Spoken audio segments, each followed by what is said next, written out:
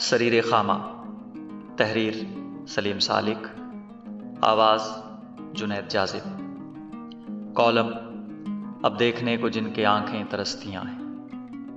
ہفت روزہ کشمیر عظمیٰ کو روزنامہ بنانے کی تیاریاں زور و شور سے جاری تھیں۔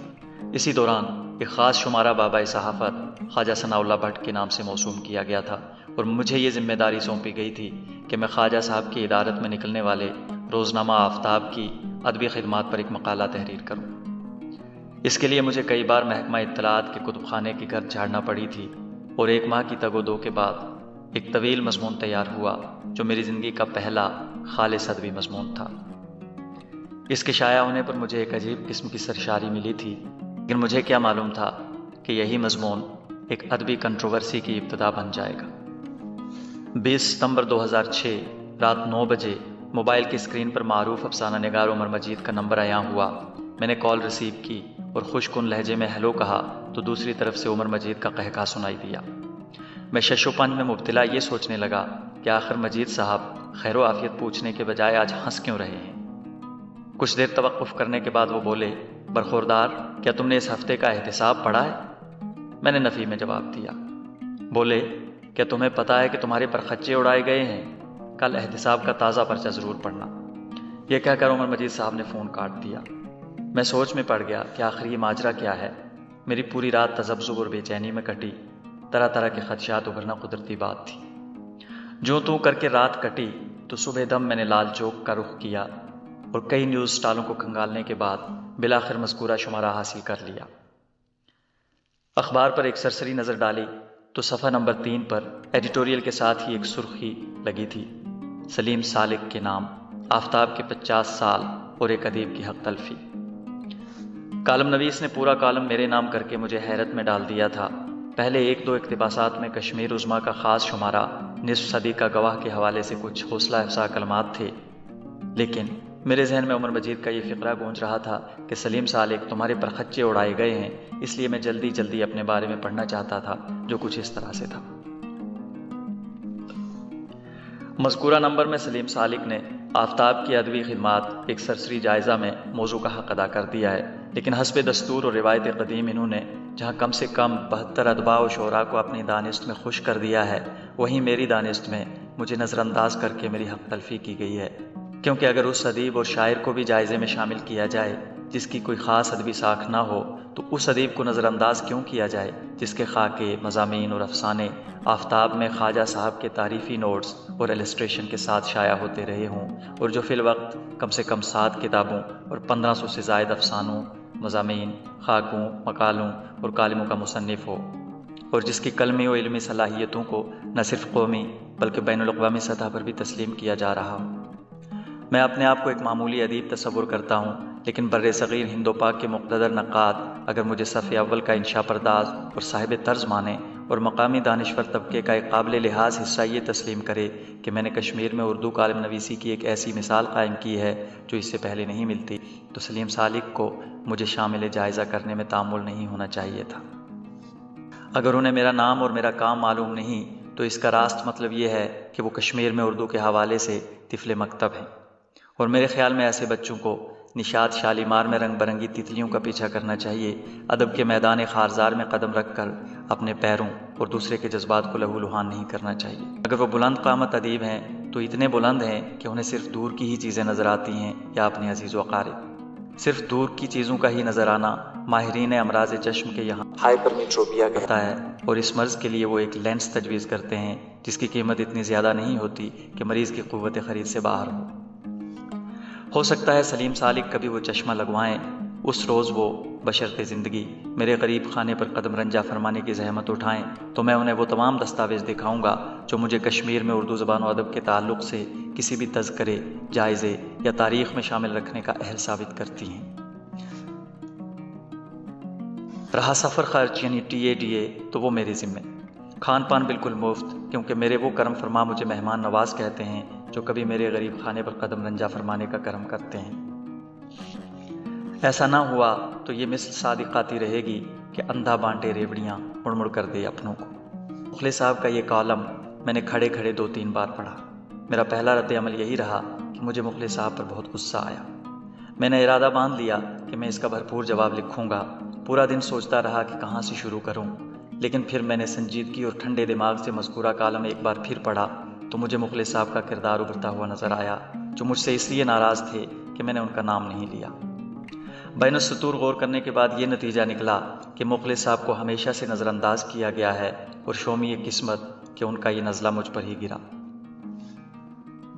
بہرحال یہ سوچ کر میں نے رد عمل لکھنے سے پرہیز کیا۔ قسمت کا کھیل بھی نرالا ہوتا ہے۔ 2008 میں میرا عارضی تقرر ڈگری کالج بارہمولہ میں ہوا۔ روزانہ سری نگر سے بارہمولہ کی مسافت طے کرنا میری زندگی کا حصہ بن چکا تھا۔ امتحانات کے دنوں میں زیادہ کام نہیں ہو پاتا تھا، اس لیے ایک دن میرے ایک ساتھی محمد اقبال نے مجھے سوپور آنے کی دعوت دی۔ بس پھر کیا تھا، سوپور کا نام سنتے ہی مجھے سیر جاگیر یاد آیا۔ میں نے اس بات میں سر ہلایا، لیکن ساتھ ہی کہا کہ سوپور تو مجھے جانا ہے، لیکن سیر جاگیر تک۔ وہ مجھے گھورتا ہوا کہنے لگا، وہاں کون ہے؟ میں نے صرف اتنا کہا کہ وہاں میرا ایک استاد رہتا ہے جس نے مجھے 2 سال پہلے گھر آنے کی دعوت دی تھی۔ بڑی منت سماجت کے بعد بالآخر وہ میری رہنمائی کے لیے تیار ہو گیا۔ دل میں عجیب کیفیت تھی کہ مخلص صاحب سے یہ ملاقات کیسی ہونے والی ہے۔ سوپور تک تو گاڑی مل گئی، لیکن سیر جاگیر تک پیدل سفر کرنا پڑا۔ قریباً آدھے گھنٹے کا پیدل سفر باتوں باتوں میں کیسے کٹ گیا پتہ ہی نہیں چلا۔ جو ہی ہم نے مخلص صاحب کے مکان کی دہلیز پر قدم رکھا تو ایک خاتون برآمدے میں کھڑی ملی۔ انہوں نے اندر جا کر کسی کو اطلاع دی تو سر پر ٹوپی سجائے، پھرن زیب تن کیے، شگفتہ چہرے کے ساتھ ایک بزرگ دروازے پر نمودار ہوئے۔ میں نے سلام دعا کے بعد مخلص صاحب سے ملنے کی خواہش ظاہر کی تو انہوں نے میرا نام پوچھا۔ جو ہی میرے منہ سے سلیم سالک نکلا تو انہوں نے بڑے تپاک سے کہا، میں ہی تمہارا بڑا دشمن عبد الرحمن مخلص ہوں۔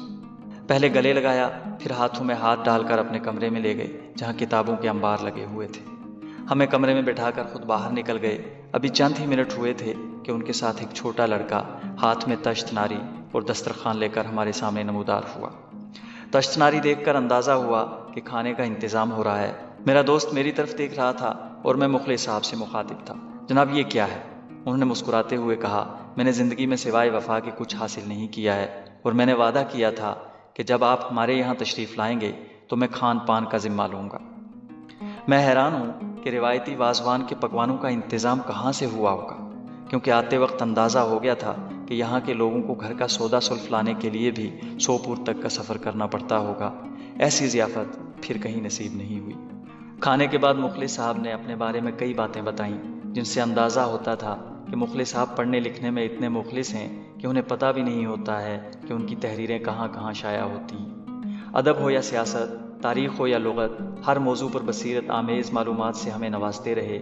2 گھنٹے کی اس ملاقات نے مجھے مخلص صاحب کے بہت قریب کر دیا، یہاں تک کہ اس کے بعد ہر اتوار ان سے بات ہوتی تھی۔ جب بھی مجھے کسی علمی معلومات کی ضرورت پڑتی میں مخلص صاحب کو یاد کرتا اور حسب سابق شگفتگی کے ساتھ جوابات مرحمت فرماتے۔ میری خوش نصیبی تھی کہ میرا کالم سریر خامہ کافی دنوں تک ان کے کالم کے پہلو بپہلو چھپتا رہا، جو میرے لیے کسی اعزاز سے کم نہ تھا۔ جب میری کتاب جموں کشمیر کے منتخب اردو افسانے شائع ہوئی تو انہوں نے بہت ہی حوصلہ افزا کلمات سے نوازا اور برسبیل تذکرہ اپنے دل کی بات بھی کہہ ڈالی۔ انہوں نے لکھا تھا، اہل زبان آج بھی کشمیر کے اردو لکھنے والوں کو گھاس ڈالنے کے روادار نہیں، حالانکہ وہ خود اپنے ہاں سے اس زبان کو دیس نکالا دے چکے ہیں اور ریاست جموں کشمیر اس کی آخری پناہ گاہ بن گئی ہے۔ اس کی کئی وجوہات ہیں۔ پہلی وجہ تو یہ ہے کہ جس طرح عرب اپنی زباندانی کے باعث باقی دنیا کو عجم کہتے تھے اور کہتے ہیں، اسی طرح سے دلی لکھنؤ والے بھی اس زوم میں مبتلا ہیں کہ اردو ان کی میراث ہے اور اس کے جملہ حقوق ان کے حق میں محفوظ ہیں۔ اہل زبان کا لقب بجا، لیکن کوئی بھی زبان کسی کی میراث نہیں ہوتی، یہ صرف اس کی میراث بن جاتی ہے جو اس کی آبیاری اور نگہداشت کر سکے، اور وہ کشمیر میں اچھی طرح سے ہو رہی ہے۔ اس لیے کسی بھی اچھے اردو شاعر یا ادیب کو یہ حق پہنچتا ہے کہ وہ خود کو ثابت کرے، اور اس کے لیے اسے اہل زبان کی تصدیق کی کوئی خاص ضرورت نہیں۔ خود اہل زبان کے میڈیا کو ذرا غور سے دیکھیے اور سنیے اور فیصلہ کیجیے کہ وہ کتنی معیاری اردو لکھتے بولتے ہیں۔ مذکورہ اقتباس سے پتہ چلتا ہے کہ مخلص صاحب کو یہ احساس تھا کہ اہل زبان کشمیریوں کو ہمیشہ یہ کہہ کر رد کرتے آئے ہیں کہ ہمیں صحیح اردو لکھنا ہی نہیں آتی، جبکہ خود مخلص صاحب 50 برس سے اردو زبان کی آبیاری کرتے آ رہے تھے۔ ان کے کالم پڑھ کر اندازہ ہوتا ہے کہ انہیں اردو زبان پر کیسی استادانہ مہارت حاصل تھی۔ 1000 سے زائد کالم، مضامین، افسانے، انشائیے اور تبصرے تحریر کرنا کوئی آسان کام نہیں، لیکن انہیں اس بات کا گلہ تھا کہ انہیں وہ مقام نہیں ملا جس کے وہ مستحق تھے۔ اگرچہ مشہور ماہر اقبالیات آنجہانی جگن ناتھ آزاد نے ان کے کالم کو تصنیف لطیف بھی قرار دیا ہے، اور محمد یوسف ٹینگ اعتراف کرتے ہیں کہ کشمیر میں اتنی شستہ اور اچھی اردو نثر لکھنے والے خال خال نظر آتے ہیں۔ اس میں دو رائے نہیں ہے کہ مخلص صاحب کے انتقال سے ریاست میں اردو کالم نویسی میں ایک خلا پیدا ہو گیا ہے جس کو پر کرنا بہت ہی مشکل۔ اگر آپ کو یہ ویڈیو پسند آیا ہو تو برائے کرم لائک، شیئر اور سبسکرائب کرنا نہ بھولیں۔ بہت بہت شکریہ۔